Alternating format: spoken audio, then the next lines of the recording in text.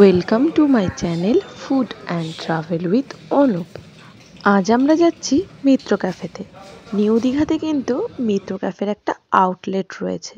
তো আমরা ভেবেছি আজ এই মিত্র ক্যাফেতে গিয়ে দুপুরের লাঞ্চটা করব।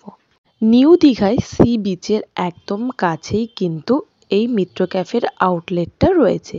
আর এখানকার সবথেকে মেন বিষয় যেটা হচ্ছে, লাঞ্চ করতে করতে কিংবা ডিনার করতে করতে আপনারা কিন্তু খুব সুন্দরভাবে সমুদ্রের দৃশ্য উপভোগ করতে পারবেন।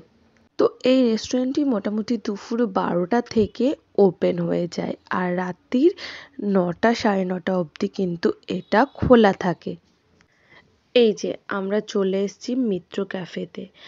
আজ এখানে লাঞ্চ করব, আর এখানকার খাবারের কোয়ালিটি কোয়ান্টিটি সবই কিন্তু আমি এই ভিডিওর মাধ্যমে তোমাদেরকে জানাবো। তো চলো ভেতরে যাওয়া যাক।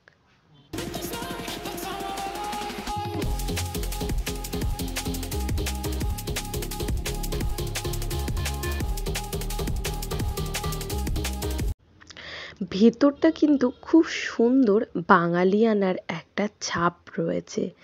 আর এই যে বাঁ সাইডে মা দুর্গার খুব সুন্দর একটা মূর্তি রয়েছে। আর সামনে রয়েছে একটা খুব সুন্দর একটা প্যাঁচার শোপিস। দারুণ লাগছে কিন্তু দেখতে। তো চারিদিকটাই কিন্তু প্রত্যেকটা দেওয়ালে খুব সুন্দরভাবে সাজানো গোছানো রয়েছে। খুব ভালো লাগছে দেখে ভেতরটা।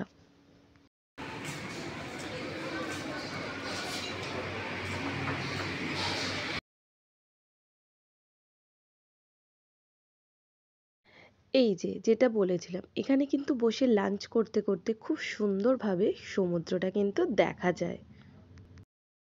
বসো।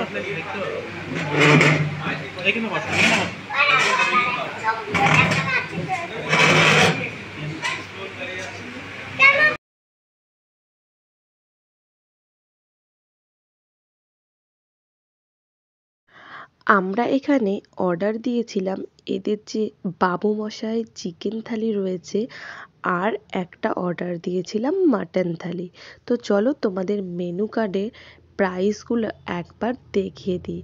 এখানে কিন্তু ফিশ, প্রন, মাটন, ভেজ, এমনকি চাইনিজ আইটেমও কিন্তু অ্যাভেলেবেল রয়েছে। আর তাছাড়া এখানে কিন্তু সি ফুডও পাওয়া যায়। তো এই যে এখানে খাবারের যে দামগুলো রয়েছে আমি ভিডিওতে দেখিয়ে দিলাম। সব তো বলা পসিবল না বা ডেসক্রিপশনে লিখে দেওয়া সম্ভব না, তাই আমি একবার করে দেখিয়ে দিলাম। তোমাদের যদি প্রয়োজন হয় তোমরা ভিডিওটা একটু পজ করে দামগুলো দেখে নিতে পারবে।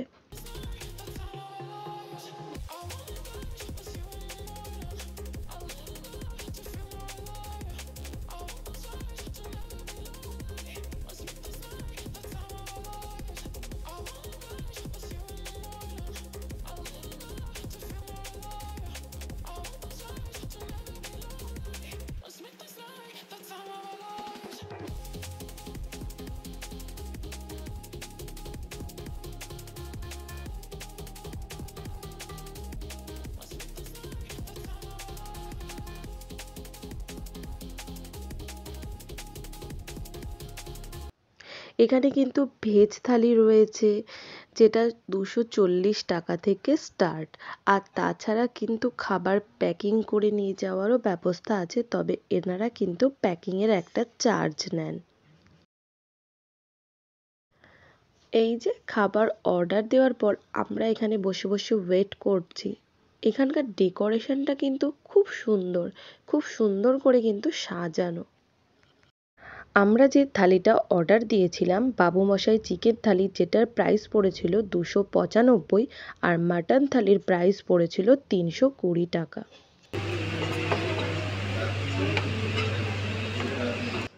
এই যে আমাদের খাবার দাবার চলে এসছে। খাবারে চিকেন আর মাটন থালিতে কিন্তু আইটেমগুলো সবই এক থাকবে। এখানে রয়েছে পাঁপড়, আলু ভাজা, লেবু, স্যালাডে শসা দিয়েছে, ডাল, শুক্তো, মাটন, চাটনি, দই, আর রয়েছে পান। আর এই যে তার সাথে ভাত তো রয়েইছে।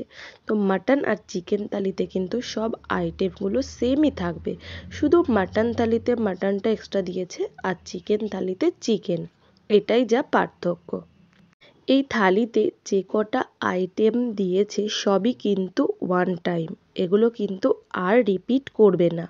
এমনকি যে ভাতটা দিয়েছে সেটাও কিন্তু ওয়ান টাইম, এটাও কিন্তু আর রিপিট হবে না। আর এই যে মাটনের পিস আর চিকেনের পিস দেখিয়েই দিলাম, দুটো চিকেনের পিস আর দুটো মাটনের পিস এনারা দেবেন এই থালিতে। এখান থেকে কিন্তু বাইরেটা খুব সুন্দর দেখা যাচ্ছে। এবার বলি খাবারের প্রাইস হিসেবে খাবারের কোয়ান্টিটি বা কোয়ালিটি। খাবারের টেস্ট কিন্তু খুবই সুন্দর, তবে খাবারের যে পরিমাণ ওনারা দিয়েছেন, মানে একটা থালিতে যে পরিমাণ ওনারা ভাতটা দিয়েছেন, সেই ভাতে কিন্তু একজন মানুষের ঠিকঠাকভাবে পেটটা ভরবে না। ঠিকঠাকভাবে পেট ভরে খেতে গেলে কিন্তু তোমাকে আবারও ভাত অর্ডার করতে হবে, আর যেটার প্রাইস হলো 120 টাকা। আমার মনে হলো থালিতে কোনো আইটেম রিপিট না করলেও অন্তত ভাতটা একবার রিপিট করা উচিত ছিল। যাই হোক, ওনারা কিন্তু কোনো আইটেমই রিপিট করবে না, এক্সট্রাভাবে ভাত নিতে গেলে তোমাকে 120 টাকা পে করতে হবে আলাদাভাবে। আজকের মতো ভিডিওটা এই পর্যন্তই। ভিডিওটা তোমাদের কেমন লাগলো জানিও, ভালো লাগলে লাইক করো, কমেন্ট করো, ফ্রেন্ডস অ্যান্ড ফ্যামিলির সাথে শেয়ার করো।